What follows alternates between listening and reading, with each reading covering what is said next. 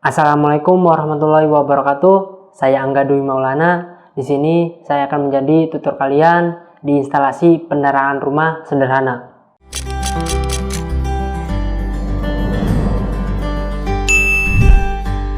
Oke, pada materi kali ini kita akan sama-sama belajar penginstalasian penerangan listrik sederhana dalam satu rumah. Sebelum teman-teman melakukan instalasi penerangan listrik rumah, teman-teman harus melakukan perencanaan yang matang untuk dapat melaksanakan pemasangan instalasi listrik yang baik dan yang benar. Baik itu pemasangan instalasi penerangan listrik dalam rumah tangga ataupun instalasi penerangan listrik dalam gedung. Adapun perencanaan untuk instalasi penerangan rumah kali ini adalah yang pertama yaitu pembuatan gambar situasi. Maksud dari pembuatan gambar situasi ini adalah dena lokasi rumah. Gambar situasi ini bertujuan untuk menunjukkan dengan jelas letak bangunan yang akan dipasang dan rencana penyambungan dengan sumber tenaga listrik. Dan bisa kita lihat teman-teman, di instalasi ini kita sudah mempunyai gambar situasi yang akan kita lakukan penginstalasian. Di gambar tersebut memiliki ruang keluarga, satu kamar tidur, dapur, dan satu kamar mandi. Kemudian yang kedua, pembuatan diagram garis tunggal. Setelah kita mengetahui dena rumahnya seperti apa, ruangan-ruangannya apa saja, kemudian kita membuat diagram garis tunggal.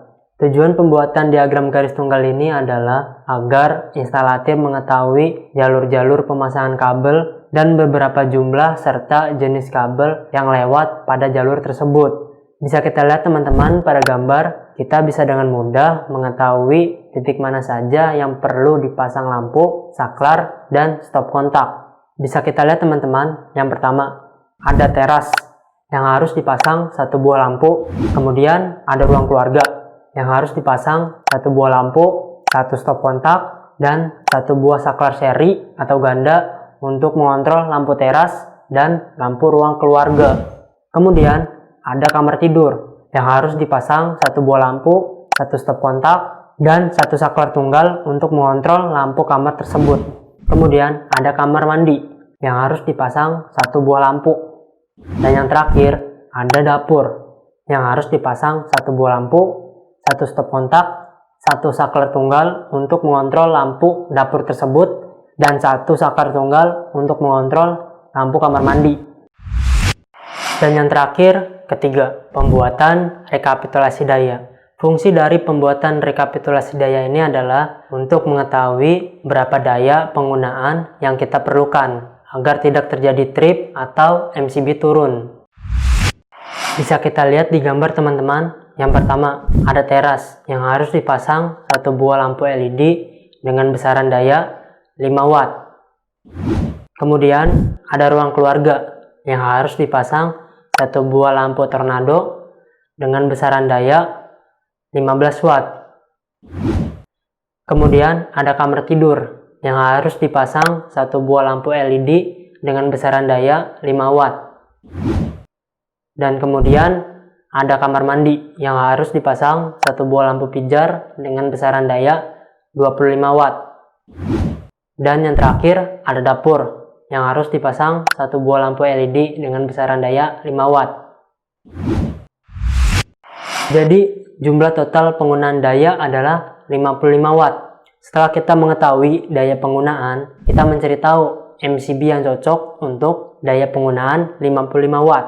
MCB satu fasa pada saat ini yang terjual di toko-toko pada umumnya yaitu ada MCB 2 ampere dengan daya 450. MCB 4 ampere dengan daya 900, MCB 6 ampere dengan daya 1300, MCB 10 ampere dengan daya 2200, dan seterusnya. Cara mengetahui MCB itu 2 ampere, 4 ampere, 6 ampere, itu dari mana teman-teman? Coba lihat gambar di sini. Ya, dari sini. Dari kode angka ini teman-teman. Apabila kode angka ini 2, maka itu 2 ampere, 4 ampere, 6 ampere, dan seterusnya. Dan untuk mengetahui dayanya 450, 900, itu dari mana teman-teman? Itu dari hasil perkalian ampere di MCB dengan tegangan umum satu fasa, yaitu 220 volt. Jadi seperti ini teman-teman. Apabila MCB-nya 2 ampere, maka 2 dikali tegangan umum satu fasa yaitu 220. 2 dikali 220 menjadi 440. Dibulatkan menjadi 450. Kemudian MCB 4 ampere dikali 220 menjadi 880. Dibulatkan menjadi 900. Kemudian MCB 6 ampere dikali 220 menjadi 1320. Dibulatkan menjadi 1300. Kemudian MCB 10 ampere dikali 220 menjadi 2200. Seperti itu teman-teman. Oh ya teman-teman, walaupun sama-sama daya, satuan daya pada MCB itu adalah watt. Ternyata bukan. Satuan pada MCB itu adalah volt ampere atau VA. Jadi teman-teman harus ingat, daya penggunaan pada elektronik di rumah dengan daya pada MCB itu berbeda. Daya penggunaan pada elektronik di rumah itu adalah watt, sedangkan daya pada MCB itu volt ampere atau VA. Oke teman-teman, kita sudah mengetahui berapa daya penggunaan pada rumah tersebut dan juga kita mengetahui macam-macam ampere pada MCB. Kita akan mencari tahu MCB apa yang cocok untuk instalasi rumah kali ini. Ya, kita sudah menemukan daya penggunaannya yaitu 55 watt. Jadi, berapa ampere MCB yang akan kita gunakan? Rumusnya seperti ini teman-teman. Rumus daya P sama dengan V kali I. Karena I atau arus yang akan kita cari tahu, maka I kita taruh paling kiri. Menjadi I sama dengan P per V. P-nya itu adalah daya penggunaan, yaitu 55 watt. V-nya itu adalah tegangan umum satu fasa, yaitu 220 volt. Jadi 55 dibagi 220 menjadi 0,25 ampere.